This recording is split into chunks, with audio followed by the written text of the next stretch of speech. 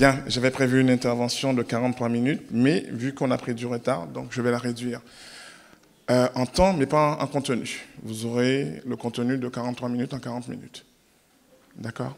Donc il va falloir que vous vous accrochiez. Oui, vous êtes déjà habitué, je sais. Alors, mon propos va essentiellement s'inscrire dans 18 ans de présence sur l'archipel de Guadeloupe. Donc je vais vous balayer tout ce qui a été fait en matière d'accompagnement des publics dits isolés ou très loin de l'employabilité. Ça, c'est la première chose. Dans une démarche systémique, c'est-à-dire que je vais à la fois vous parler de schéma d'aménagement du territoire, de structuration de la famille, de politique éducative, de politique familiale, et en dernier lieu, mon préféré, l'école. D'accord ? Donc, développez vos antennes parce que c'est une démarche diachronique et synchronique, je suis habitué à le faire, je ne sais pas si vous, ça sera évident. Alors, on démarre notre histoire, il y a de ça 18 ans. Et il y a 18 ans, on était sur une problématique où bien souvent, on pensait qu'il y avait une rupture dans la société. Mais c'était la vraie vision. Parce que depuis 18 ans, on parle de crise, il n'y a pas de crise dans le monde. Il y a une rupture. C'est-à-dire que toutes les références que vous aurez connues n'existeront plus, tout simplement. Donc, ce n'est pas la peine de chercher à vous raccrocher au train du passé. Il vous sert simplement de référence, mais aujourd'hui, il va falloir repenser le monde avec d'autres outils, d'autres références. Et singulièrement, le numérique. Mais vous allez comprendre pourquoi je parle de ça. Et donc, il y a 18 ans, la question de l'errance des jeunes s'était posée comme une découverte. Alors, les gens pensaient effectivement que nous avions une vraie errance en Guadeloupe de jeunes. Et en fait, non, nous avions une itinérance des jeunes en Guadeloupe. Ce n'est pas la même chose. Je précise mon propos. Je vous renvoie à l'histoire de l'humanité. Vous vous souvenez, dans un premier temps, il y avait des enfants qui aimaient bien l'école missionnaire. D'accord ? Il n'y avait aucune réponse de l'institution école, mais par contre, en fait, la société avait une réponse. On les mettait soit dans les métiers de l'agriculture, soit dans les métiers de l'industrie. Quelques années après, on va connaître toujours le même enfant, mais il sera dit absent. Merci. Je ne suis pas encore bien réveillé. Et donc là encore, ce n'est pas l'institution qui va avoir une réponse, mais c'est encore la société. Et la société va créer les diplômes que vous connaissez, IUT, BTS et autres. D'accord ? Sauf qu'aujourd'hui, on est en face du décrocheur. Et le décrocheur, il n'y a aucune réponse pour lui, puisqu'il est la manifestation de la limite de l'institution, quelle qu'elle soit. Et donc, ce qui pose problème aujourd'hui, ce n'est pas tant de savoir que faire de ces gamins, puisque eux, ils ont eu une réponse, et la réponse est Tug Life, d'accord ? C'est-à-dire de réinventer le monde à partir de leur vision, mais surtout à partir des outils qui étaient à leur disposition. Vous aurez bien compris que lorsqu'on crée un mouvement, on le crée à partir de briques et de brocs. Et c'est là où intervient l'histoire. À la fin des années 70, vous avez deux groupes sociaux qui utilisaient les produits addictifs. C'était les artistes et les infirmiers. Oui. Eh oui. Et donc, tant que c'était deux groupes sociaux, ça ne posait aucun problème. Puisque les produits qu'on connaissait étaient des produits essentiellement sains, même si toxiques. Et je suis en train de vous parler de la génération herbe. D'accord ? Tant que c'est une minorité qui consomme un produit, on n'en fait pas une problématique de santé. Puisque ce sont des personnes qui sont intégrées socialement, qui ne posent pas de problème à l'ordre public, et qui ont une vie, somme toute, organisée, structurée, rangée. Vous me suivez jusqu'à maintenant ? À partir du moment où, à la fin des années 80, on va entrer dans le crack, la problématique de santé va se poser. Puisque le produit lui-même va poser problème, et pour comprendre pourquoi le produit va poser problème, il faut vous rendre sur le volet USA, puisque c'est à partir des États-Unis que va naître cette drogue et qui va nous revenir dans le bassin caribéen par les îles que vous connaissez. Je ne reviendrai pas dessus puisqu'on n'est pas censé stigmatiser ces villes. Mais généralement, c'est le canal par lequel tout nous arrive. Et c'est là que c'est intéressant qu'on analyse notre société, puisque, souvenez-vous, je vous ai parlé de l'absentéiste, de l'école missionnaire et du décrocheur. Et c'est l'absentéiste qui va porter justement ces nouveaux modes. Parce qu'on est dans une société où est la notion d'économie politique, le chômage devient non plus conjoncturel, mais structurel. Nous n'avons pas de réponse pour l'emploi. Simplement parce que nous n'avions plus de réponse pour le travail. Alors, quelle est la nuance entre les deux structures? Lorsque vous parlez de travail, vous parlez effectivement d'un processus de transformation. Vous étiez tourneur, fraiseur, vous prenez une barre d'acier, vous en faites un outil, vous en faites une machine, vous en faites ce que vous voulez. Ça, c'est du travail. Vous aviez des ouvriers spécialisés, qualifiés. 1, 2, 3. Je vous renvoie à un classique qu'on n'utilise plus comme jargon. Lorsque vous versez dans l'emploi, nous sommes sur des qualifications. On suppose que vous savez faire les choses. Je traduis ma pensée en un trait d'humour. Si vous êtes marié à un intellectuel, il vous dira comment défaire une bouteille de gaz, mais ce n'est pas sûr qu'il arrive à la faire. Parce qu'il ne saura pas comment manipuler les outils, tout simplement.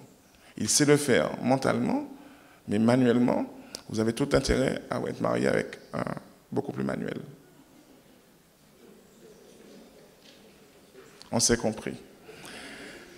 Et donc, à partir du moment où on rentre dans les années 80 et que ce produit arrive, qui est le crack va complètement déstructurer toutes les références de Guadeloupe.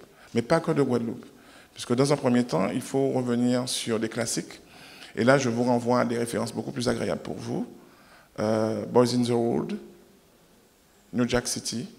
Revoyez ces classiques parce qu'en fait, nous avons déjà l'expérience d'une rupture de société. Mais il fallait qu'on ait au moins le courage d'aller regarder ailleurs ce qui est en train de nous poser problème aujourd'hui et qui est déjà réglé depuis plus de 40 ans.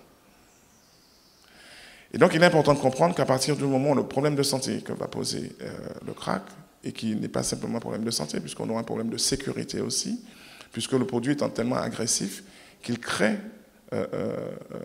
des ruptures psychiques et psychiatriques. Vous allez comprendre pourquoi je dis ça, puisque aujourd'hui, nous devrions revoir nos références. Et je vous parle d'une rencontre qui a été faite avec le ministère de la Justice, où la justice est consciente que la plupart des jeunes qui sont en détention ne perçoivent pas la sanction de la détention, tout simplement parce qu'ils ne sont pas dans la réalité de la sanction. C'est-à-dire qu'on devrait les évaluer et plus penser à créer des institutions spécialisées. Et c'est ce qui explique pourquoi on a l'impression qu'ils veulent toujours revenir en prison. Mais c'est simplement aujourd'hui, la prison est devenue le seul espace normé où ils ont tous les identifiants qu'il leur faut. Pour mémoire, lorsque vous rentrez en prison, et je ne vous souhaite pas, vous avez toujours le même numéro d'écrou. D'accord? Et contrairement à la vie civile, votre dossier est mis à jour. Si lors de la dernière détention, on devait vous faire réparer les dents, la prochaine détention, on repart comme si de rien n'était. Bon, dans la vraie vie, essayez d'avoir un rendez-vous pour pouvoir vous faire réparer les dents et revenez me voir après.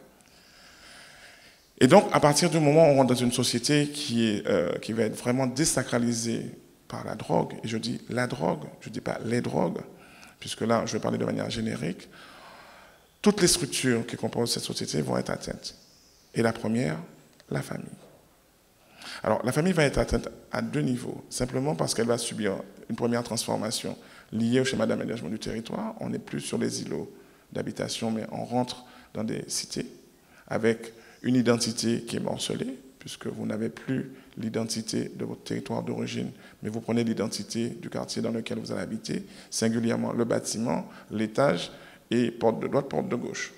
Ça vous parle? Non, mais si ça vous parle pas, c'est pas la peine que je continue.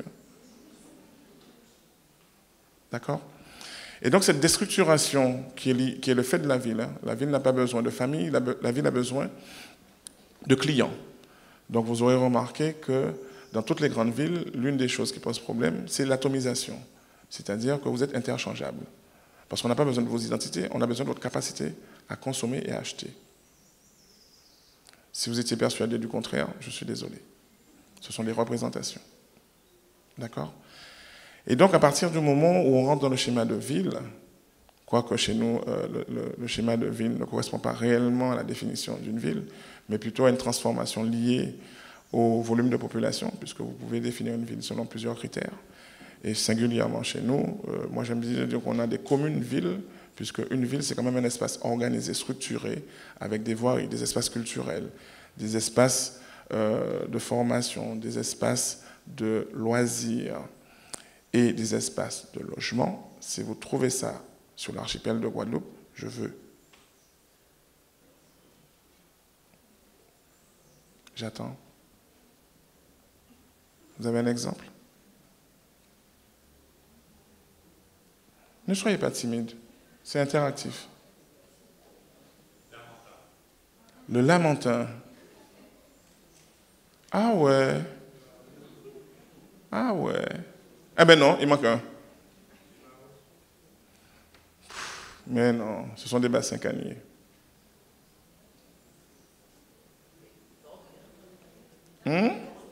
Port-Louis?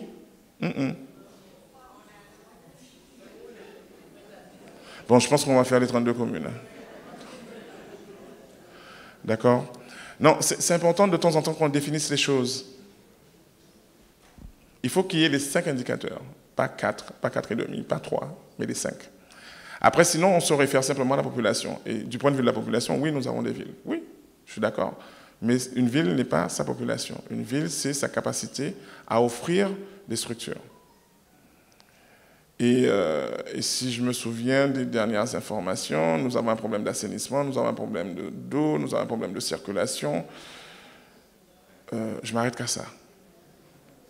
Donc je crois qu'en fait, on est très loin du compte.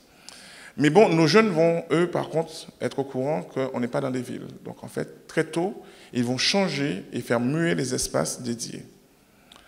Je m'explique de mon charabia. Vous savez, lorsqu'on fait un projet d'aménagement du territoire avec des zones d'habitation, on pense très rarement, mais même si sur le papier c'est dit, aux populations qui vont intégrer ces lieux. D'accord? Or, je ne sais pas si vous avez fait attention, 9 fois sur 10, les familles ou les regroupements de familles ou des congrès même de familles qu'on implante sur ces lieux ont des enfants qui n'ont jamais l'âge des parcs de jeux. Oui. Alors au départ, je croyais qu'effectivement c'était un problème de vision. Et en fait, non, ce n'est pas un problème de vision. C'est-à-dire qu'en fait, la question de l'habitat n'a jamais été prise dans sa dimension réelle. On ne loge pas les gens. Et c'est peut-être ça aussi qu'il nous faudra re-questionner dans notre rupture de société. C'est que pendant longtemps, on a répondu à un concept qui n'était pas réellement adapté à nous. Bon, après, si on tient compte du fait qu'on est parti du principe qu'on était des villes, ça peut correspondre. Mais en fait, lorsque vous posez des logements quelque part, et je ne sais pas si vous avez fait attention, les logements sont généralement en périphérie des bourgs, dans des lieux où vous n'avez pas forcément un transport organisé, et où la plupart des structures dont je viens de vous faire référence manquent. Donc, en fait, on a créé, depuis 50 ans, des isolats urbains. Je vous invite à revisiter le territoire le samedi et le dimanche. Tranquillement, vous prenez votre voiture et faites cette grille de lecture. Vous allez vous rendre compte que la plupart des personnes qui sont relogées aux extrémités de toute possibilité d'avoir une intégration sociale, culturelle, économique, tout ce que vous voulez. Or, la plupart des dispositifs qui sont appliqués à ces populations sont censés répondre à ces freins. Donc vous aurez bien compris, à partir du moment où on crée des isolats, les personnes qui y vivent vont s'adapter. Et ça, les populations d'ici ont cette forte capacité de résilience et de faire vie là où on aurait pu penser effectivement que la plupart des gens auraient jeté l'éponge. Je vous donne un exemple. Lorsque vous regardez la plupart des résidences, les gens qui sont en situation d'emploi, généralement utilisent ces résidences comme des habitats transitoires. C'est-à-dire que même en ayant la capacité de se déplacer, les gens ne restent pas et se rapprochent plus vers les centres-bourgs. Donc souvent, vous avez un gros turnover sur ces résidences. Je vous donne un exemple que vous pouvez très bien vérifier. La résidence Paul Mado à Port-Louis. Si vous voulez un appartement aujourd'hui, à l'heure où je vous parle, vous appelez, dans la minute qui suit, vous en avez. Parce qu'il n'y a que 5% des logements qui sont occupés. Parce que la grande idée avait été effectivement d'implanter cette zone là où il y avait de la terre, puisque c'est des enjeux fonciers, sauf qu'il n'y a aucune vie autour. Et donc, généralement, les gens utilisent Paul Mado comme un tremplin d'un premier logement, mais très rapidement, cherchent ailleurs. Parce qu'une fois que vous rentrez à Paul Mado, alors pour ceux qui ne voient pas d'où je parle, lorsque vous arrivez à Port-Louis, au lieu de tourner à droite pour aller vers le stade, vous tournez à gauche. Et en fait, Paul Mado, c'est la résidence qui donne sur la plage. Il y a une magnifique plage d'1 kilomètre. Alerte à Malibu. Je vous assure, la résidence est magnifique. Très bien pensée, 3 étages, avec des espaces de jeu pour les enfants, sauf que personne ne veut y habiter. Vous avez le bâtiment qui loge le palais des impôts. Pareil. Aux dernières nouvelles, il y avait 3 locataires, les impôts plus 2 personnes. Oui. Non, c'est des choses que vous pouvez vérifier. D'accord? Donc la question d'aménagement du territoire pose problème puisque on se rend bien compte que lorsqu'on va créer ces ISO-là, les jeunes qui vont y vivre vont devoir développer des modes de vie autrement que ceux pour lesquels on les avait inscrits. Et c'est là où ça devient intéressant parce que, souvenez-vous, je vous ai parlé d'itinérance tout à l'heure et pas d'errance. Et lorsque vous travaillez sur l'itinérance, vous travaillez sur les flux. Alors, artificiellement, nous allons créer et générer des flux qui n'existaient pas avant. Je vous donne concrètement un exemple pour comprendre le principe de mon propos. Vous habitez les Abîmes, vous avez toujours grandi aux Abîmes et votre famille est relogée. Allez, je vais être sympa, Petit Canal. Beau Petit Canal. D'accord? Alors vous allez me dire, oui, mais elle a été relogée, donc les conditions de vie sont meilleures et qu'il y a tout un travail d'appropriation du logement. On travaille sur les différentes strates, c'est-à-dire le retour à l'emploi, la formation, tout ce que vous voulez. Sauf qu'en fait, artificiellement, vous venez de créer ce qu'on appelle un flux pendulaire. Parce que moi, jeune qui aura grandi aux Abîmes, même si je suis scolarisé à Petit Canal, je reviendrai voir mes potes dans mon ancienne résidence. Oui. Et inversement, mes potes viendront me voir à Petit Canal. Je suis en train de vous expliquer pourquoi, quelquefois, dans les nouvelles résidences, vous voyez des flux de voitures, de motos, et tout un conglomérat de nuisances qui sont simplement des faits naturels de ce qu'on appelle la transhumance. On vit et on porte sur notre dos notre carapace parce que ce sont les références qui nous ont fait grandir. Même si nos professionnels, bien souvent, nous considérons que ces lieux de vie sont pathogènes, et je n'aime pas du tout cette expression, mais il n'en demeure pas moins, pour les enfants et les familles, ce sont leurs références. Et vous allez voir toujours que les gens reviennent là où ils ont des références. Et pas là où on a pensé qu'ils allaient bien se sentir. Il est important de comprendre ça parce que c'est tout cela qui va initier le mouvement Thug Life. Lorsque vous écoutez les premiers sons qui sont sortis à la fin des années 2002-2003, on va faire un tamis.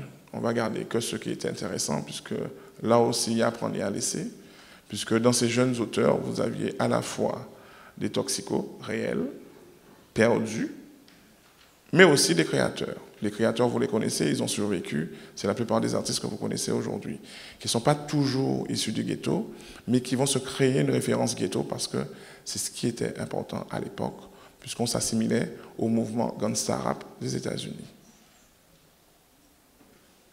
Et un peu moins à nos Tambouillé et autres leaders musicaux. Il faut l'entendre. La deuxième chose, c'est que le mouvement gangsta rap, qui est né aux États-Unis, il était dans une dynamique culturelle d'émancipation. Chez nous, c'est un peu moins ça, puisqu'on va faire une valorisation de la transgression et de tout le mouvement, plutôt gangsta que rap. Et ça va vous donner des générations qui vont grandir avec des références d'un système qui était censé les broyer, mais en fait, ils ne vont jamais se remettre en question et se dire qu'en fait, l'égalité des chances, même si elle n'est pas maintenue, puisque dès l'origine, elle n'a jamais existé, ça aussi, c'est un concept. Le seul moyen pour ces gamins de s'échapper justement de ces quartiers, c'était l'école. Et j'en viens à l'école.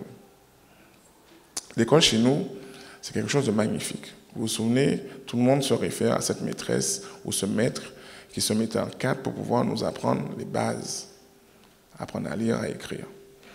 Pour les maîtres, on les retrouvait au club de sport. Pour les maîtresses, on les retrouvait dans d'autres espaces. Ça, c'était jusqu'aux années 80. Après les années 80, on va avoir des...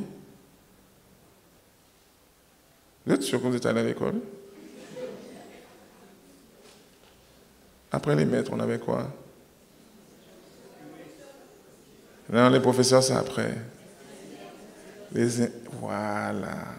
Mais je vous ai dit, c'est interactif, c'est entre nous. C'est rien de bien compliqué qu'on va faire. Oui. Et le troisième temps, on aura des professeurs des écoles. D'accord? Vous vous souvenez? Et aujourd'hui, on a autre chose. Un produit hybride, mais je vous dirai tout à l'heure de quoi il s'agit. C'est l'hybridation qui vous pose problème? Mais en fait, l'école va suivre le mouvement de rupture de la société. Et c'est important de le comprendre pourquoi il vous faut toujours être en diachronie et en synchronie. L'instituteur, vous vous souvenez, ce monsieur, cette dame qui se mettait en quatre, choisissait son métier parce qu'on était dans une situation de plein emploi. Donc, c'était des personnes qui étaient ravies de souffrir tous les jours à venir enseigner. Mais oui, parce qu'ils avaient fait ce choix. Personne ne leur avait mis un fusil sur la tempe. Non, non, c'était délibéré. La deuxième génération va le faire simplement parce qu'on est dans une structure, et là je reviens à la notion économique, de chômage conjoncturel. Donc les gens vont se dire, c'est là qu'il y a du boulot, c'est là qu'on va. La troisième génération va connaître ce qu'on appelle le chômage conjoncturel et l'augmentation des titres. On va demander aux gens d'être Bac plus 3, plus 4, et maintenant Bac plus 5. Et là, ils ne sont pas formés à enseigner, mais ils seront formés à réduire les inégalités. On va passer du modèle, vous vous souvenez des deux modèles? Syllabique et... Eh bien...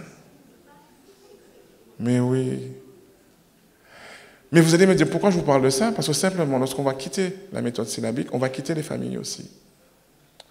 Petit point d'histoire, que ce soit en Guadeloupe ou dans le nord ou le sud de la France. Tant qu'on était dans la méthode syllabique, même si le parent était illettré, il pouvait suivre la scolarité de son enfant. Puisque le principe, c'était une répétition phonique. D'accord? La deuxième, c'est que vous pouviez très rarement rouler vos parents, parce qu'ils ne savaient pas lire, mais ils avaient une oreille très fine du rythme de lecture. Donc lorsque vous récitiez, et qu'ils se rendaient compte que vous butiez sur les mots, ils savaient effectivement que vous ne connaissiez pas votre leçon. Lorsqu'on va rentrer dans la méthode globale, on va abandonner les parents qui avaient des difficultés de lecture. Et l'enfant va se retrouver isolé face à l'institution. Notre absentéiste sera le roi du pétrole, parce qu'il aura en face de lui un parent qui ne pourra pas le suivre et une institution qui va le découvrir. Je reviens à mon enseignant. C'était juste une petite parenthèse pour vous expliquer pourquoi on a fait évoluer ce corps de métier. Aujourd'hui, on demande aux enseignants de travailler sur un projet éducatif, c'est-à-dire partir d'un ensemble d'enseignements, utiliser des stratégies indoor, outdoor, c'est-à-dire à l'intérieur de l'école ou à l'extérieur de l'école, pour pouvoir faire l'apprentissage d'un certain nombre de compétences. Parce qu'on demande à l'enfant, non pas de connaître le résultat de 2 plus 2, ça peut donner 50, c'est pas grave, mais de savoir qu'il est en capacité de faire 2 plus 2. C'est dangereux de dire ça, mais en même temps, je suis en train de vous expliquer pourquoi on va tendre vers beaucoup de décrochage. Parce que si vous êtes sur des compétences, vous n'avez pas le temps de vérifier si oui ou non il y a des acquis. Et de toute manière, l'institution n'est pas formatée pour que vous ayez le temps de faire ça. Pour les enseignants qui sont camouflés dans la salle, je vais revenir sur un précepte. Mais oui, mais je sais qu'il y a toujours des enseignants. Mais ils ou elles sont déjà habitués avec mon discours. Puisqu'il faut de temps en temps renvoyer la réalité d'une chose pour permettre aux professionnels de mieux comprendre ce qui se passe. Vous avez une série d'évaluations qui se font, d'accord? Qui se fait, pardon, tout au cours du parcours de l'enfant. Petite section, d'ailleurs c'est un truc qui m'a un peu choqué. Comment on peut être déjà décrocheur en petite section? On n'est même pas rentré à l'école. Non, non, c'est vrai. Il y a un premier tri qui est fait. D'accord? Et généralement, les tris se font entre novembre et décembre. C'est là qu'on met un stress sur les enfants pour vérifier s'ils ont les acquis de base. Lorsque vous me parlez de compétences, vous me parlez de 3 notions. Acquis, en cours d'acquisition, et non acquis. Alors, j'ai posé la question une fois à une inspectrice, c'est quoi la nuance entre acquis et en cours d'acquisition? Non acquis, je sais. Ou pas savent. Acquis, je sais. Ou savent. Mais en cours d'acquisition, on est à mi-chemin entre ou pas savent et ou savent.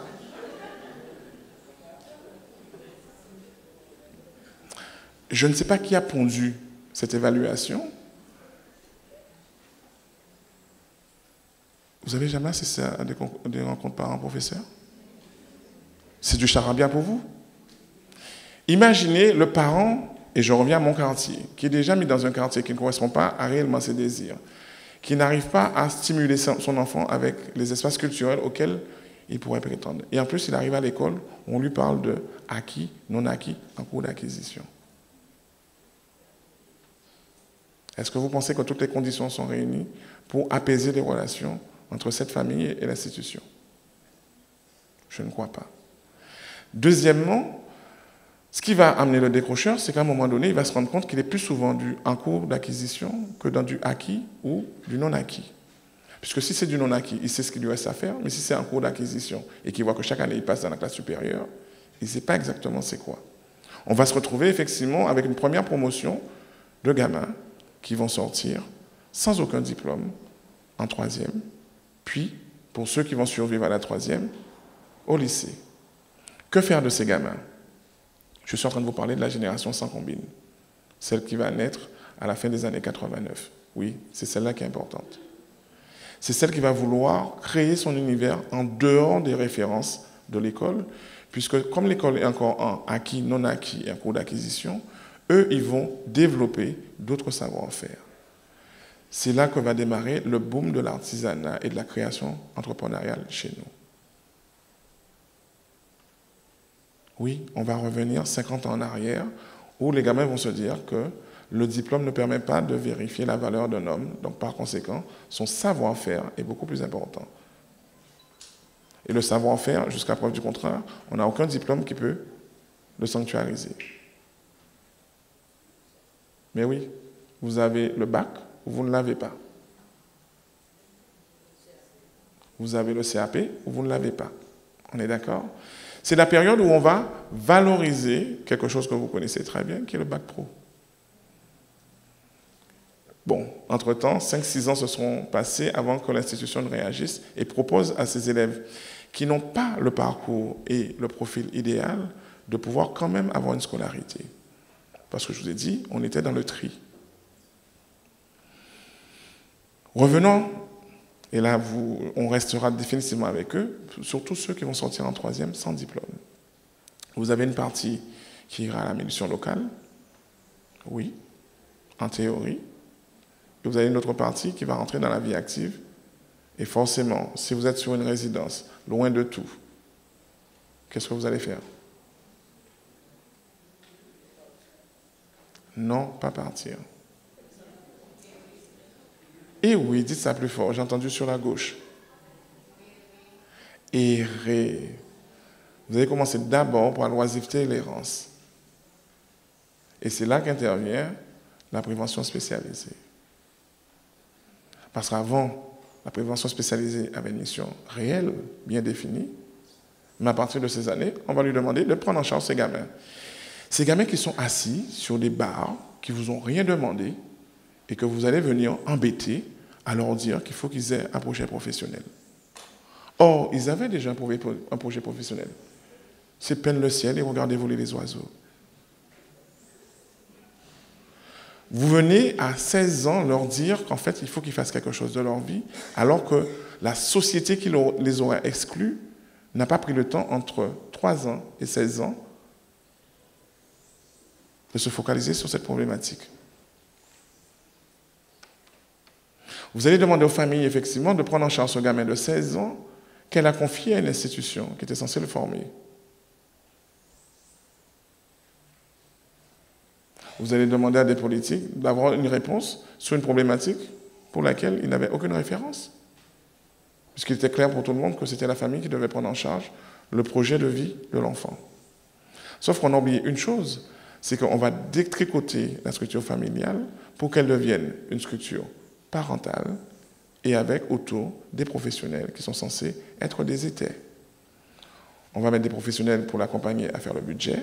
On va mettre des éducateurs pour l'accompagner avec toutes les ruptures éducatives que vont connaître les enfants. On va mettre un certain nombre de professionnels, des psychologues scolaires. Enfin, vous connaissez toute la batterie de professionnels pour accompagner cette famille à faire quelque chose qu'elle faisait tellement bien, sans tous ces professionnels. Elle savait que lorsqu'un enfant n'était pas de niveau, de demander un redoublement. Sauf que, institutionnellement, pas de redoublement. Comment l'enfant fait pour réparer les non-acquis s'il n'a pas la possibilité de prendre le temps? C'est une vraie question de société. Donc ces gamins vont créer en marge d'une société officielle qui court à 200 km/h, une société moins rapide qui prend le temps. Les premières générations ne vont pas survivre, vous les connaissez. C'est ceux qui vont mettre en place tout ce qui est breakdance, DJing, qui ne vont pas vivre de leur art, mais c'est eux qui vont être les précurseurs. D'accord? La deuxième génération va arriver avec le capital de la première génération et vous allez avoir les premiers, comment on les appelle? Producteurs locaux. Mais oui. Souvenez-vous, les premières chansons de rap et de dancehall ne passaient pas à la maison. Les gens vous disaient que pourquoi ils crient comme ça? C'est quoi ce bruit? Était ça dans ma maison? Vous vous souvenez? Mais je vous rappelle que toute rupture entraîne 3 conséquences. La première, on dit, c'est pas bon, c'est pas possible. La deuxième, vous commencez à vous dire, peut-être bien, à bien y réfléchir, ça peut être une réponse. Et la troisième, bien entendu, c'est évident. Là, aujourd'hui, on est dans la phase, c'est évident, qu'il faut valoriser les arts de la rue. Mais souvenez-vous, au départ, lorsqu'on proposait les premiers projets, et M. Boulon disait une chose, moi je me souviens lorsqu'on a produit la première affiche avec 4 couleurs graphiques, l'alcool parlons-en, vous avez vu un 4x3 avec l'alcool parlons-en en rouge sur un fond blanc. Bon, je dis ça pour les gens qui ont plus de 40 ans. Hein.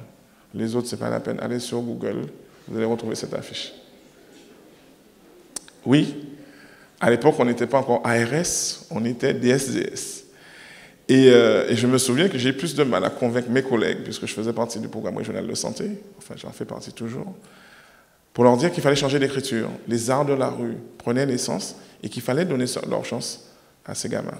Enfin, c'était des gamins à l'époque. Hein. Aujourd'hui, lorsque vous voyez 4KG, c'est des pères et des mères de famille. Pareil pour l'autre mouvement qu'on va initier, toujours par la prévention spécialisée, puisque c'est elle qui va apporter les premières réponses et structurer les premières réponses. Alors pour ceux qui sont venus pour les 40 ans, mon collègue vous a présenté un film. Aujourd'hui, on est au stade de faire de la production avec les gamins sur comment réaliser leur clip, avec toute la rigueur et toutes les difficultés aussi, parce que c'est eux qui font les démarches d'autorisation. Parce que ce n'est pas simplement de le faire, mais c'est aussi leur rappeler qu'il y a un contexte. Le mouvement est lancé, il est structuré, c'est à eux aujourd'hui de le faire vivre. Mais je reviens à la genèse des choses.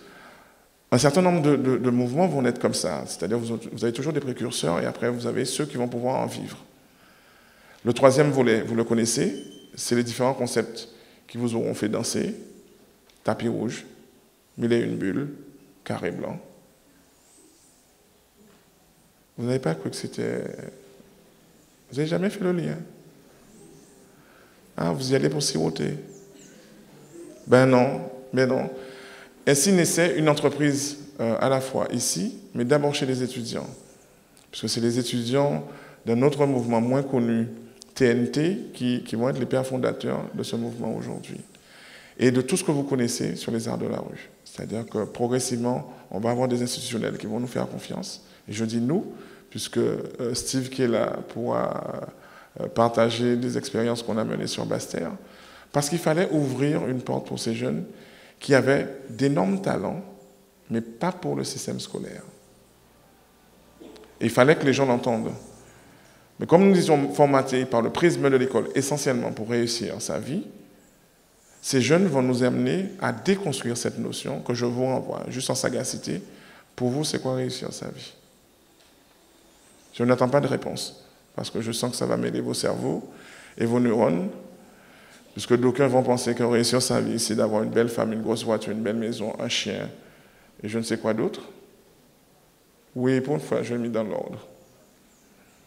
Mais pour ces jeunes, réussir sa vie, c'est autre chose. Ce n'est pas d'avoir des biens matériels, mais c'est d'en disposer. La notion et la nuance a son importance. Ils ne sont pas pour l'accumulation des biens. Ils sont pour carpe diem, vivre le moment présent. Et c'est eux qui vont lancer le mouvement caribéen, contrairement à ce qu'on pense. Parce qu'ils vont grandir dans leur quartier avec le multiculturalisme. C'est eux qui vont lancer le mouvement Guada, en rupture avec tous les mouvements autonomistes. Vous vous souvenez, on vous obligeait à danser le gouka, à faire du mal avec votre corps, à absolument avoir les rituels dits guadeloupéens, martiniquais et autres, c'est-à-dire savoir cuisiner local. Et en fait, ces gamins vont dire non, on veut, à la fois dans le mouvement Guada, qui est le mouvement dress, le mouvement tattoo, le mouvement piercing, ils vont mélanger toutes les identités du moment et créer une identité et une langue qui, merci Madame Toi, oui, mon ouïe est toujours aussi fine, un mouvement syncrétique qui va être le mouvement Guada, qui n'est pas simplement une appellation. Mais vous allez voir que le Guada Style, c'est une philosophie de vie. En dehors des identités que nous, ancienne génération, nous allons vouloir faire encore vivre. Alors pourquoi je vous en parle? Parce que aujourd'hui, l'interculturalité semble poser problème. Mais en fait, elle nous pose problème. Elle ne pose pas problème à ces jeunes, puisqu'ils ont toujours vécu avec différents groupes ethniques. Ils ont toujours, au travers du Guada Style, créé une langue qui récupère toutes les expressions des autres langues. D'où une espèce de créole mélangé avec de l'anglais, mélangé avec d'autres références, qui peuvent vous paraître complètement anormales, mais qui est tout à fait dans la philosophie. C'est-à-dire, en créant un mouvement, vous créez tout ce qui va avec. Un rapport au corps, un rapport à la langue, un rapport à la culture. Yes.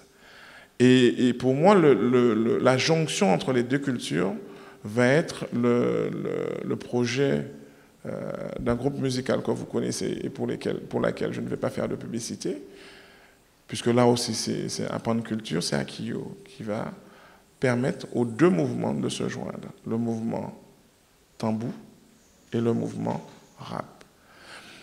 Ce mouvement s'était déjà fait en Martinique avec le mouvement. Vous sortez jamais de la Guadeloupe.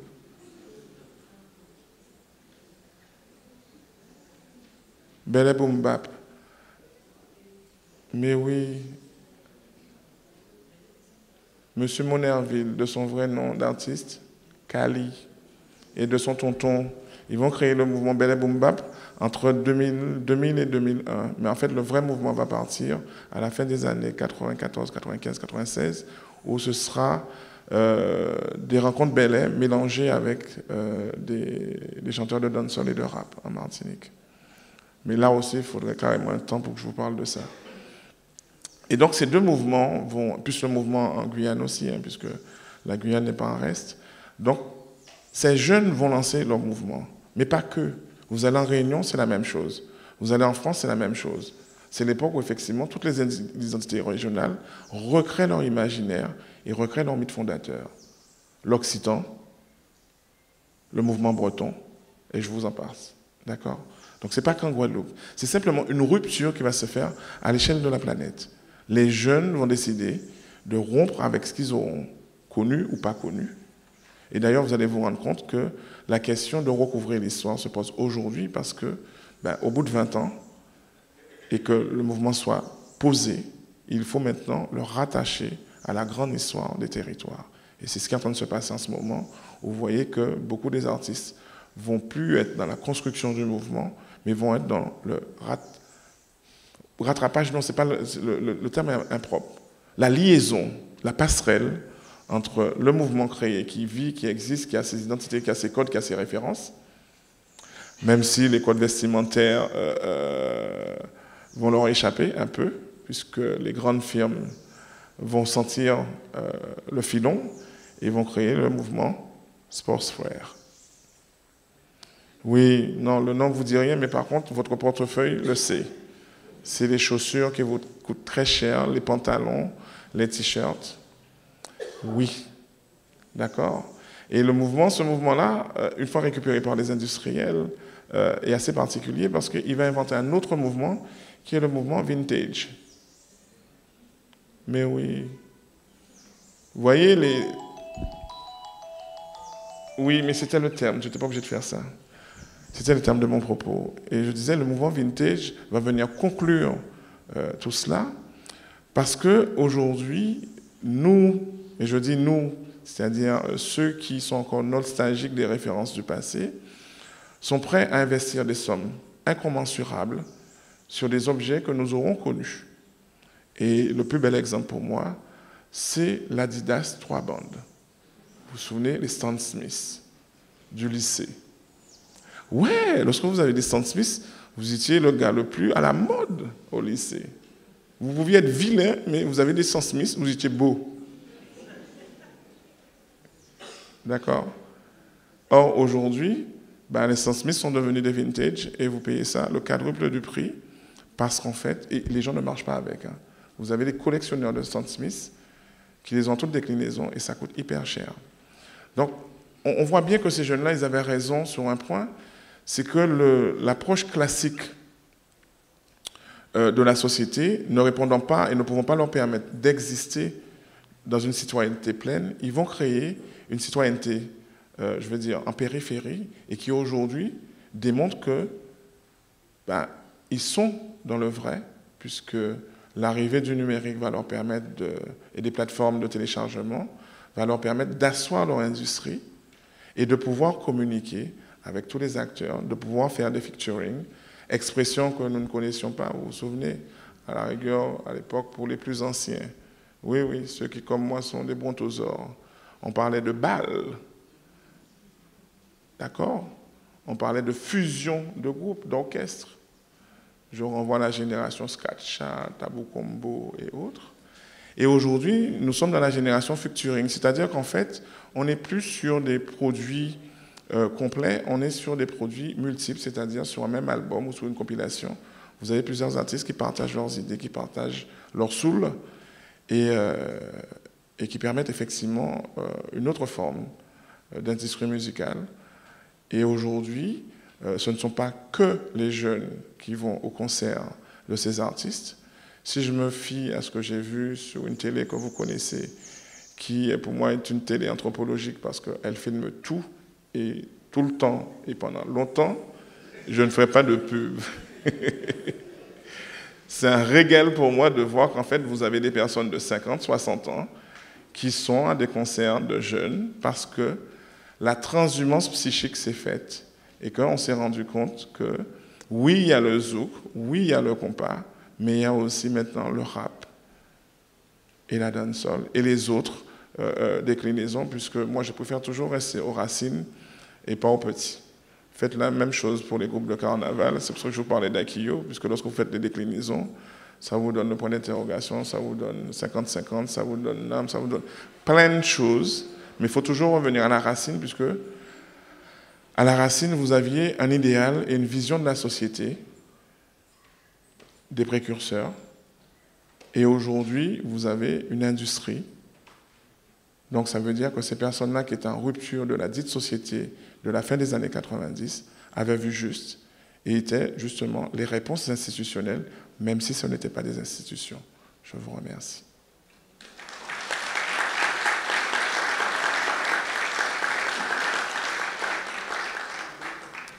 Maintenant, je vais m'acquitter de la douloureuse des questions.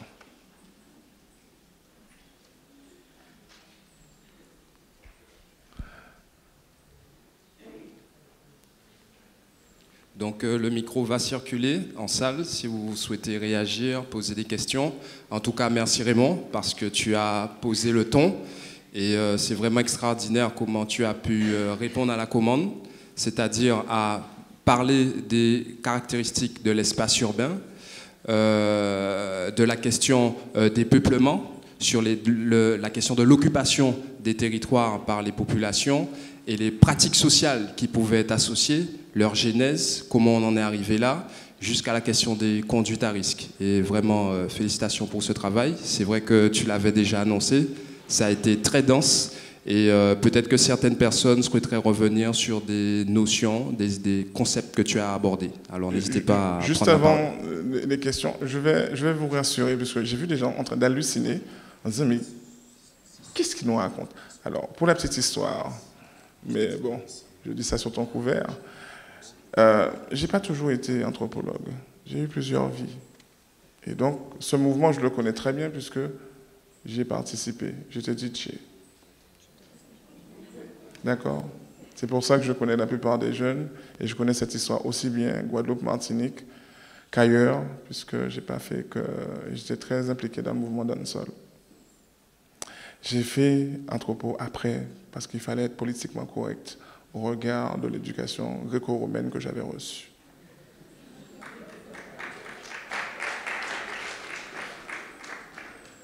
Donc maintenant vos questions. Oui, j'ai entendu. Alors.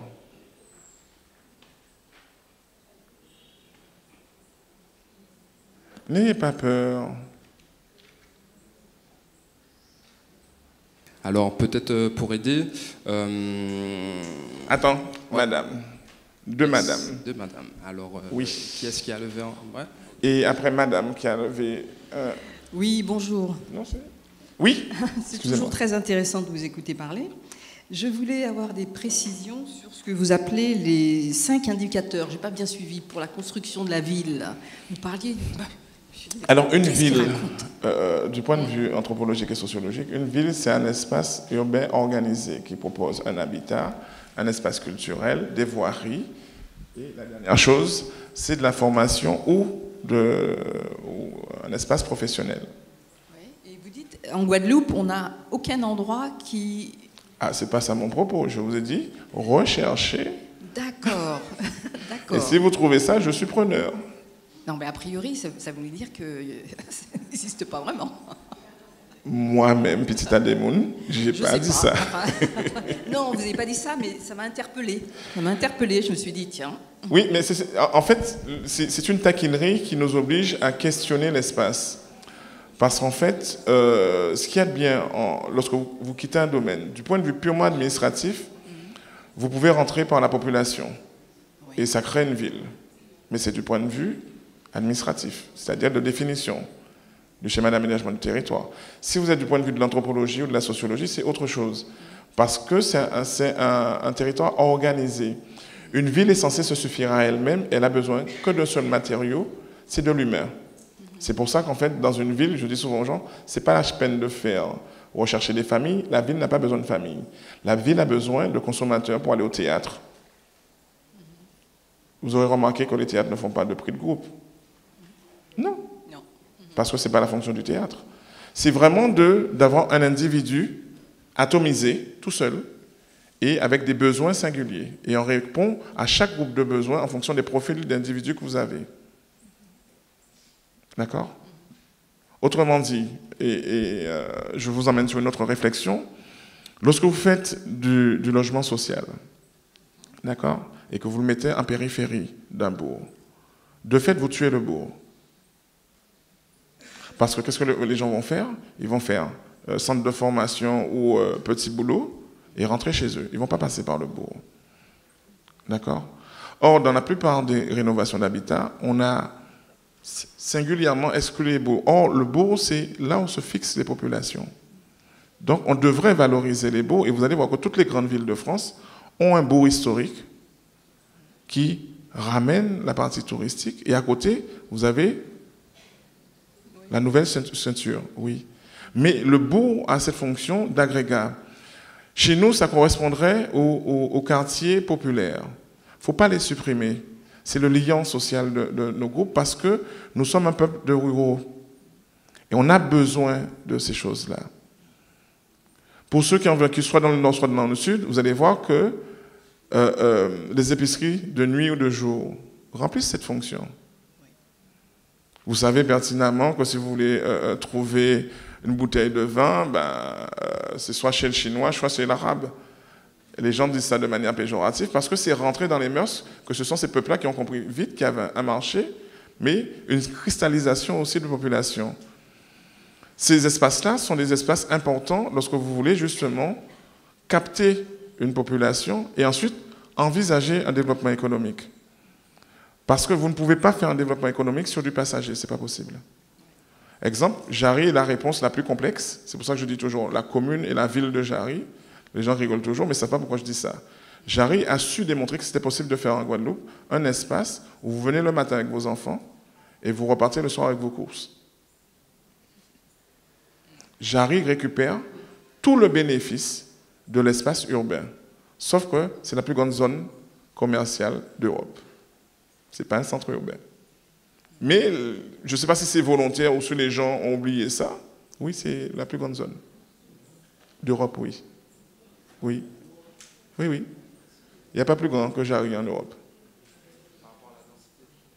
Par rapport à l'espace et par rapport à la densité de magasins, oui. Et ils ne sont pas prêts de déclasser Jarry, puisque on vise aujourd'hui à faire des petits centres pour ne pas faire des espèces de mégalopoles comme Jarry. Jarry est une ville dans la ville. D'accord? Jarry peut se suffire à elle-même. Avec l'association des entreprises. Remarquez que lorsque Jarry est en fête, à la rigueur, Jarry n'a pas besoin de personne. Son organisation est telle, la communication à Jarry est faite par l'association des entreprises. Tout est fait en dehors de... Sauf qu'on n'y fait pas attention. C'est la structure structurante par essence pour moi, qui récupère tout. De l'enfant, de la famille, des loisirs, le sport. Oui. Jarry permet aussi des rencontres. Mais oui, si vous êtes célibataire, vous pouvez rattraper ça.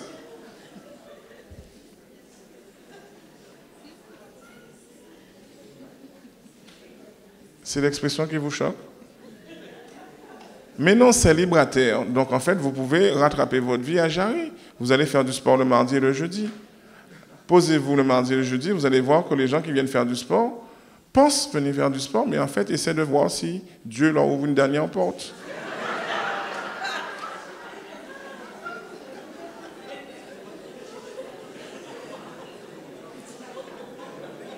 Pourquoi vous rigolez?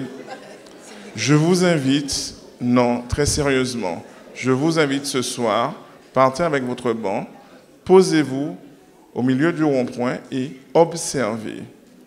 Vous allez voir que les gens discutent, d'accord? Les gens sont poupounés, les gens sentent bon, oui. Tous les bars qui sont à côté fonctionnent, oui. Parce que vous avez des gens qui vont s'asseoir. Je ne vous dirai pas quel bar, parce que je ne suis pas censé faire de la publicité. Et puis vous allez vouloir vérifier qui est là. Ce n'est pas ça l'objectif de mon propos. C'est une structure autostructurante, oui. Mais même les gens qui habitent à Jarry ne sont pas dérangés par Jarry. D'accord? Et c'est ça qui est intéressant. Jarry peut être découpé de la Guadeloupe et vivre en autonomie. Jarry propose tous les espaces qu'une ville est censée proposer. Du culturel, des loisirs. Vous avez des lives régulièrement, d'accord? Vous pouvez faire des rencontres, il y a de l'économique. Vous avez des centres d'échange de tongue. Il y a comment il s'appelle? Il y a un qui se trouve à côté de Mercedes, du hangar de Mercedes. Il y a un espace où vous pouvez venir travailler, échanger avec d'autres personnes. C'est pas une pouponnière, c'est simplement un espace où vous venez, vous louez pour 1 heure, 2 heures, et vous pouvez échanger avec des gens qui peuvent vous apporter un éclairage sur votre projet, mais vous pouvez aussi discuter de tout et de rien. Vous pouvez faire des réunions. Oui, c'est ça, exact, c'est le nom que je cherchais. Et oui, Jarry propose tout ça. Mais en fait, les gens circulent à Jarry, mais les gens n'observent pas Jarry. D'accord? Le seul exemple, c'est pour ça que je vous ai dit de me trouver, mais je savais que vous n'allez jamais penser à Jarry. Vous allez penser à toutes les communes de la Guadeloupe, sauf Jarry. Mais Jarry a tout. Alors la question que j'ai envie de me poser, c'est celui qui n'a pas conçu Jarry a réussi à faire ça. Pourquoi les autres qui ont conçu les centres-bourgs et les villes n'ont pas réussi à faire ça? C'est une vraie question. Deuxièmement, ce que vous devez savoir, vous voyez ce mur qui est là? Vous savez à quoi il servait? C'est un mur d'adduction d'eau. Et le chemin de fer passait au milieu de cette salle. Oui. Sonis, c'est au milieu du premier pont du chemin de fer. Le deuxième pont, il se trouve juste à côté. C'est-à-dire qu'on a transformé l'espace social, on l'a urbanisé, mais les vestiges sont encore là. Alors pour ceux et celles qui se posaient la question pourquoi il fait aussi chaud, ben, vous avez vu la hauteur du mur? Voilà. Pareil pour Terrain Sonis. Lorsque vous connaissez l'histoire de Terrain Sonis, ben, c'est 89, les gens vont construire parce que c'est le seul terrain qui était vacant. Et tout autour de cette zone-là, c'est des domaines lacustres. Ça vous parle lorsque je dis domaine lacustre? Ce sont des domaines qui appartiennent à l'État et qui sont des sols liquéfiés. Aujourd'hui, qui ont été construits. Je vous laisse cheminer de ce qui peut arriver. D'accord? Merci. Je vous en prie. Il y avait une question quelque part. Ah, c'était la même question. Monsieur, Ok. un monsieur, oui. J'ai pas vu. Je veux revenir sur le concept d'errance et d'itinérance. Je me disais bien que je vous ai vu tiquer que cette question-là allait me revenir. Ouais. Alors, première chose, il y a une étude qui a été réalisée par l'OIA sur l'errance et l'itinérance. Oui, à laquelle j'ai participé avec Madame Zamour, Mylène. Alors, la différence entre l'errance et l'itinérance, il n'y a pas vraiment d'errance en Guadeloupe. D'accord? Comme il n'y a pas non plus de mendiants ou de tout ce que vous voulez. Il faudra déconstruire ces idées. Le lien familial n'est jamais rompu avec ces personnes. Et on s'est rendu compte que souvent les gens étaient en itinérance. Les personnes que vous voyez en train de faire la manche du gazon de Bourgogne, lorsqu'il fait très chaud à Basse-Terre, ils viennent à du gazon de Bourgogne où il fait très frais. Après, vous allez les retrouver à des haies. En fait, ils bougent autour des communes. Et ça, on a arbitrairement utilisé le concept d'errance parce qu'il fallait trouver un concept qui corresponde à leur situation. C'est pour ça que la plupart des services qui sont installés sur les communes posent la question des identités territoriales. Parce que ces personnes-là ne sont jamais rattachées à un territoire. Pour beaucoup, ils sont soit d'anciennes personnes qui ont connu des infortunes en France et qui vont rentrer, d'accord ? Qui, vous connaissez le précepte de charge symbolique de nos familles, ne pourront pas revenir dans leur famille, ils vont prendre le pari de vivre dans la rue, mais de vivre dans la rue de manière structurée. La deuxième tranche qui compose ces familles, ces personnes en situation d'errance, c'est les laisser, le terme est impropre, hein, mais je vous le livre comme ça, les laisser pour compte des ruptures familiales, c'est-à-dire des divorces qui ont mal tourné. Vous avez beaucoup de gens qui, le soir, dorment dans leur voiture, vous allez voir se déplacer, parce que quand même, ce sont des gens qui sont intégrés socialement, qui ont un boulot, mais qui n'ont pas suffisamment de fonds pour pouvoir avoir un appartement. Bon, la nature fait que ce sont essentiellement des hommes, tant pis pour eux, et qui ont fait de mauvais divorces. Oui. Non, il ne faut pas dire tant pis pour eux. On a une forme d'humanité qu'on doit garder. Mais oui. D'accord? La question, par contre, de l'itinérance, elle est à l'intérieur du même territoire. Et c'est ça la différence entre les deux. L'errance se fait sur un plus grand territoire, c'est-à-dire c'est sur celui de l'archipel. Il y a une dernière forme d'errance qui est l'errance européenne, c'est-à-dire que vous voyez débarquer des gens et vous vous demandez qu'est-ce qu'ils sont venus faire. Mais il y a un concept qui est en train d'être véhiculé en Europe où on dit que la misère est moindre au soleil. Oui, donc les gens investissent un billet de briques et de broc, et ils arrivent en Guadeloupe, ils arrivent en Martinique, ils arrivent en Guyane, et ils vivent de petits boulots. Quelquefois, ils voyagent dans la Caraïbe via effectivement ces petits boulots.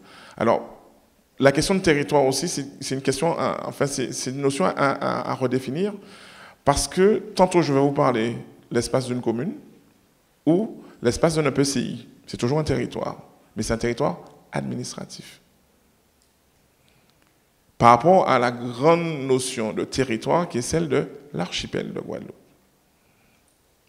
Il faut vraiment qu'on fasse attention, puisque souvent les gens parlent de territoire, mais ils ne précisent jamais si c'est du point de vue administratif ou pas.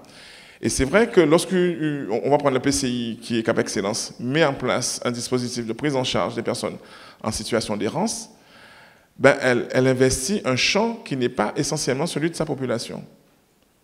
Vous allez avoir des gens de toutes sortes, et s'il y avait des représentants de Saint-Vincent-de-Paul, ils auraient confirmé ce que je suis en train de dire.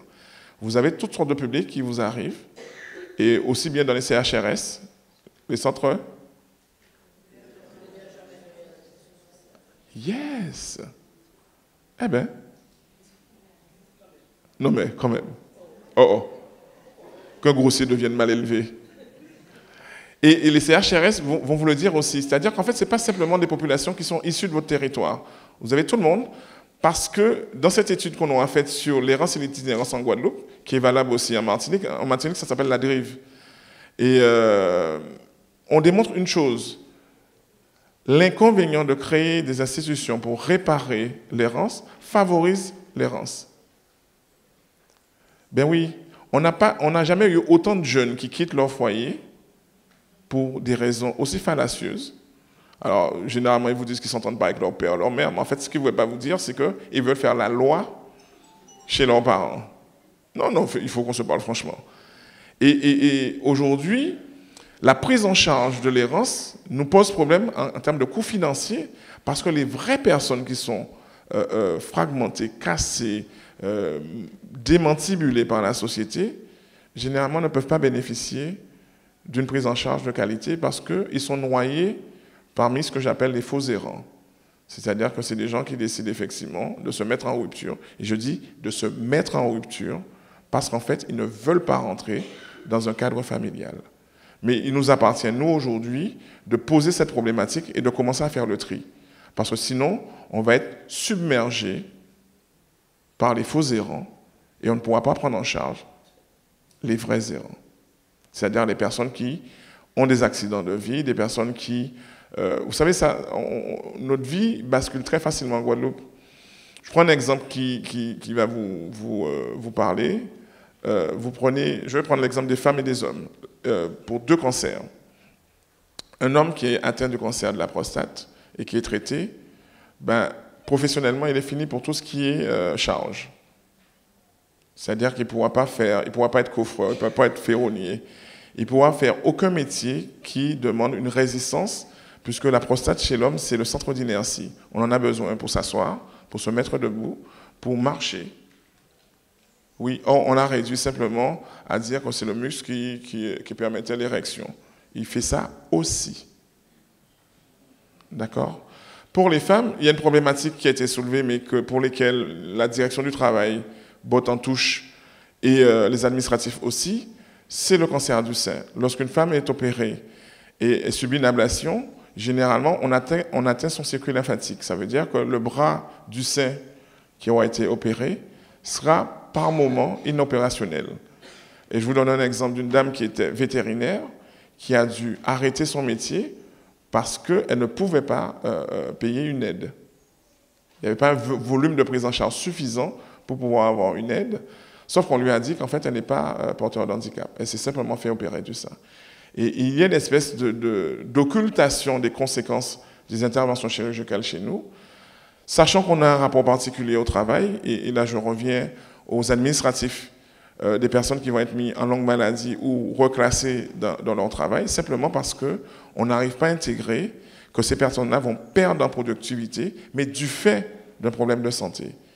Donc, notre vie peut basculer très rapidement en Guadeloupe. Je prends notre exemple, la sécurité routière. Vous décidez, vous sortez d'un pot, vous n'avez pas bu, sauf que vous avez un gamin qui passe avec son casque. Oui, c'est un animal qu'on croise partout, dans tous les carrefours. Il ne vous voit pas, vous le percutez. Ben, lorsqu'on fait la première analyse, on dit « Ah, vous avez bu de l'alcool ». Vous rentrez dans l'escarcelle de la justice. Mais ça peut faire basculer votre vie. Moi, je connais un monsieur qui, vous le connaissez aussi, qui était proviseur d'un certain lycée et qui, du jour au lendemain, s'est retrouvé en détention parce qu'il avait heurté un cycliste qui se retrouvait sur la voie rapide. Or, personne n'a traité le fait que le cycliste n'avait rien à faire sur une voie rapide. On n'a traité qu'une chose, c'est qu'il avait bu un verre de trop, et à l'époque, c'était 0,8. Donc, vous imaginez, et après vous avez perdu votre fonction, vous êtes radié. Donc, dans les personnes en errance, vous avez beaucoup de situations de vie, c'est ce que j'appelle brisées, malmenées, parce que l'évolution législative, aujourd'hui, produit de la rupture. Et plus rapidement qu'on ne croit. C'est une réalité, oui. Mais il nous faut re-questionner cela parce que ce n'est plus l'errance de la fin des années 80 où vous voyez les premières personnes qui donnaient des coups de main près du marché, soit à Pointe-à-Pitre, soit à Basse-Terre, ou soit en Grande-Terre. Non, on n'est plus sur cette errance-là, où c'était des personnes qui étaient porteuses de handicap pour la plupart, et que la prise en charge n'allant pas plus loin que les IME, ben ces personnes-là devaient se suffire à elles-mêmes et organiser leur survie. Puisqu'à partir du moment où les familles ne percevaient plus les prestations, ben, vous n'étiez plus rentable. C'est un peu dur ce que je suis en train de dire, mais c'est aussi ça notre histoire. Donc la question, elle est super intéressante, mais il faudrait la généraliser. Il faut vraiment que les gens s'interrogent sur ça et savoir est-ce qu'on va continuer encore à développer des structures de prise en charge, parce que la conclusion de cette étude montrait que plus vous allez mettre en place des structures de prise en charge, et plus le nombre de personnes va augmenter. Et ça, ce n'est pas le fait de la qualité du travail des professionnels, ça n'a rien à voir. Parce que souvent, on jette l'opprobre sur les professionnels, mais c'est simplement une systémie. Lorsqu'un besoin n'existe pas, eh ben non, vous ne fonctionnez pas avec. Mais oui, la génération qui n'aura pas connu leur portable, ben, ne sent pas le besoin d'avoir un portable high-tech. Généralement, on l'utilise à la fonction première, téléphoner. Or, c'est la seule fonction qu'on n'utilise pas aujourd'hui. Ben oui, on envoie des mails, on fait des Skype, on fait des audios, mais téléphoner revient à cher. Oui. Vous voyez? Donc, naturellement, il y aura des mutations de comportement. Donc, nos jeunes dont on parlait tout à l'heure ont été les premiers à s'adapter à la rupture de société. À nous de nous adapter à la seconde rupture, et celle-là, elle est beaucoup plus violente puisque c'est une rupture numérique. Et la rupture numérique veut dire qu'en fait, vous avez en face de vous une machine qui est froide. Vous allez dire, oui, mais hier, il y avait une coupure. Elle va vous dire, avez-vous le certificat disant que vous avez payé vos impôts à l'heure dite? C'est le message qu'elle va vous renvoyer. Avant, vous aviez un être humain. Vous pouviez venir et jouer sur la fibre de l'être humain. Oui, mais madame, hier, il y a une coupure, il n'y a pas eu d'électricité, nanani, nanana. La machine, non. Et nous allons devoir, par contre, nous, professionnels, nous adapter aux déchets produits par les machines parce que, de plus en plus, et au 1er janvier 2019, je vous assure, moi, j'ai un peu peur. Parce que la partie de la paupérisation de la société qui ne nous remontait pas va nous remonter maintenant. Puisque l'État récupère ses sous à la source et nous renvoie les problématiques à la source aussi. D'accord? Donc on aura une autre forme d'errance qui serait une errance numérique. Et celle-là, par contre, on n'a pas encore les réponses puisqu'on ne s'est jamais posé dessus. Aussi bien pour les scolaires, puisque souvent j'aime bien rappeler aux parents qu'il faut faire attention à ça, ben, généralement, lorsque vous arrivez dans un établissement, on vous demande le certificat, point trait. On ne vous demande pas si vous avez les papiers, non. Vous êtes censé faire ça sur une plateforme. Alors, le jeu des proviseurs et des principaux et des directeurs d'établissement, c'est d'anticiper de 2 jours sur les délais en disant aux parents, n'oubliez pas que c'est le 17, même si c'est le 19. Mais au moins, on sait que les gens vont bugger le 17 et vont se rattraper. On est obligé de développer des stratégies pour pouvoir réparer ça. Mais votre question est intéressante. Les nouvelles formes d'errance devront être pensées parce qu'on n'a pas beaucoup de choix. Hein. Il nous reste moins de 6 mois.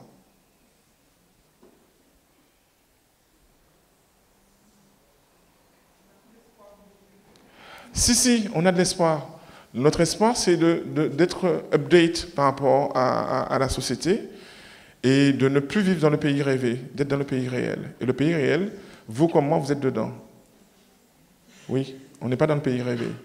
Et donc, en fait, il nous faudra maintenant être beaucoup plus réactifs dans nos remontées de terrain, puisque à chaque fois, on est sur du 5-10 ans, et aujourd'hui, il va falloir qu'on soit sur du 6 mois, 1 an maximum, parce que les choses iront à grand train.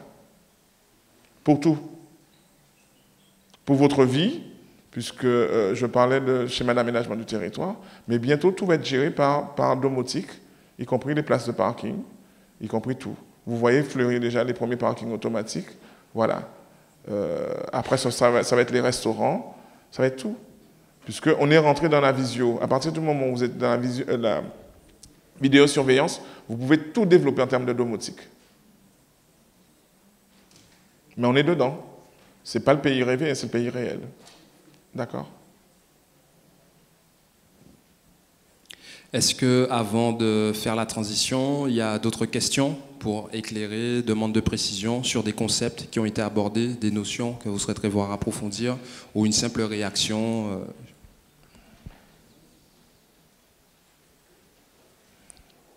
Alors, si personne n'a une réaction, moi j'ai une réaction. Oui. Ce que je n'ai pas dit et qu'il va falloir vraiment qu'on prenne en compte, c'est la formation ou l'accompagnement à la formation des nouveaux professionnels. On ne peut plus les former à la mode old school. Il faut vraiment qu'ils soient formés sur le numérique. Et pour tout, je vous donne deux exemples. Un exemple que j'ai déjà donné. Soit infirmier, c'est numérisé aujourd'hui. Il faut maîtriser l'ordinateur. Parce qu'il y a beaucoup de domotique et beaucoup de robotique dedans. D'accord? Mais tous les autres métiers. Secrétariat, c'est fini le temps où effectivement la secrétaire va taper des courriers. Aujourd'hui, c'est des courriers automatiques. Donc ça veut dire en fait, il va falloir revoir tous les métiers qui pourront être automatisés. On a déjà les distributeurs de pain. Oui. Oui, de pizza. Donc c'est bien pour vous dire que la numérisation du monde est déjà lancée. Toute la question pour vous est de savoir quel humain vous allez vouloir être dans 10 ans. D'accord? Mais c'est une vraie question. Posez-vous comment vous allez interagir avec le numérique et le monde numérique. Est-ce que vous allez encore avoir des relations humaines, c'est-à-dire se parler? C'est des choses qui peuvent paraître nunuches, mais qui sont réelles. Essayez de passer une journée sans parler à quelqu'un. De toute manière, je vous rassure, mais c'est ma dernière boutade qui n'en est pas une, nos cerveaux réagissent déjà au numérique en produisant des acides. Puisque le cerveau sait effectivement que ce qu'on voit n'est pas la réalité. D'accord? Et pour les amateurs de Skype ou des relations à distance, vous allez voir que les premiers coups de fil, vous êtes très joie d'entendre le doudou, la doudou. Le deuxième coup de fil, au bout de 10 minutes, vous commencez à lasser. Troisième coup de fil, vous entendez la personne, mais vous êtes déjà fâché, vous êtes triste. C'est simplement votre cerveau est en train de produire des acides, et ce sont des acides d'angoisse. Donc, le cerveau n'est pas encore prêt à remplacer l'être humain. Alors, même si on veut rentrer dans le tout numérique, mais on va développer des pathologies psychiatriques et psychologiques et de santé mentale. Oui. D'accord. Oui, j'ai dit que c'était pour rassurer, mais bon, vous connaissez mon trait d'humour. Je vous remercie.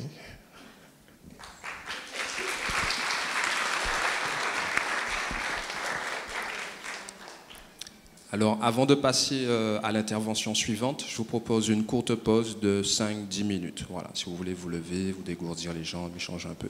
Le temps aussi pour nous de préparer la transition. Et en tout cas, merci Raymond, puisque tu nous as permis d'entrer dans quelque chose qui n'est pas si évident à décrypter. Et je me rappelle encore dans une formation que tu as animée avec Cap Excellence, le service santé, tu parlais de la nécessité de partager une même grille de lecture. Et je crois qu'on est sur cet objectif. Voilà. Et de partager cette grille de lecture commune va nous aider à la formation d'une culture commune. Voilà. Donc, élément essentiel. Alors, encore merci pour tes contributions, ton intervention.